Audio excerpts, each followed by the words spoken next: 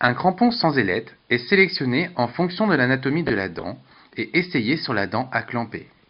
Il est retiré à l'aide de la pince de Brewer. La feuille de caoutchouc est perforée avec une pince d'Ainsworth à l'endroit marqué par le crayon.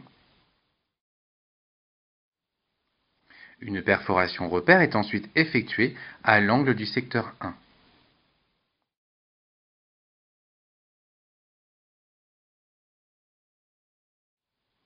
Les morts du clamp sont introduits dans la perforation. Le caoutchouc est replié, emprisonnant la boucle et maintenu par une main, l'autre fixant la pince de Brewer sur les morts qui restent accessibles.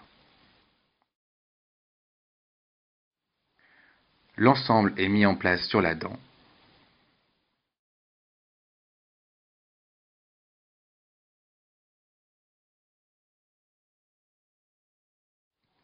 La pince est retirée délicatement.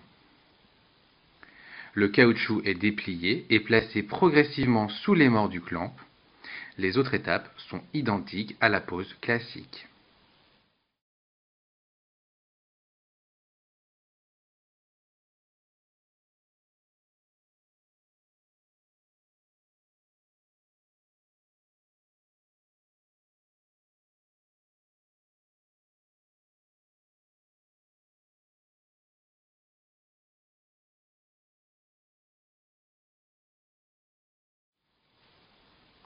Un crampon est sélectionné, essayé, puis retiré de la dent à clamper à l'aide de la pince de Brewer.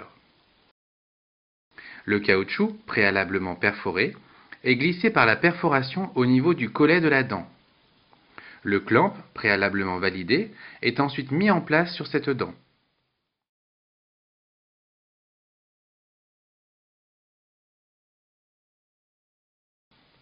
Les autres étapes sont identiques à la pose classique.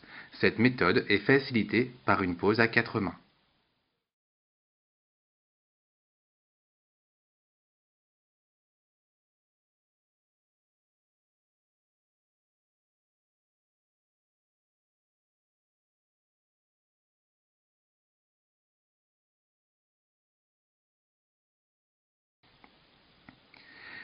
Un crampon est sélectionné, puis placé sur la dent à clamper. Le caoutchouc perforé est placé au fur et à mesure sous le clamp, en commençant par la boucle, puis sous l'un des morts, puis sous l'autre mort.